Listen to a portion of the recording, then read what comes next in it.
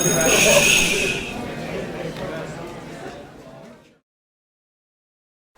this video, you will learn how to use sine rule to solve problems. Suppose we have a triangle with angles capital A, B, and C.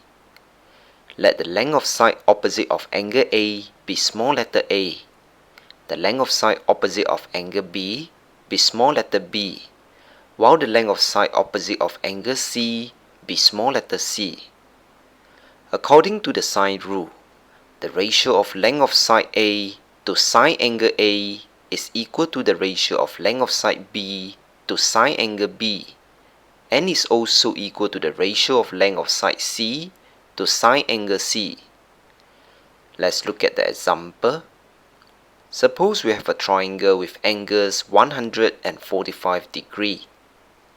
The length of side opposite of 100 degrees is 7 cm, while the length of side opposite of 45 degrees is x cm. Our aim is to find the length of x.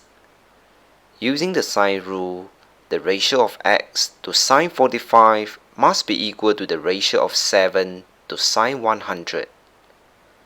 Hence, solving the equation, we obtain x is equal to 5.03 cm.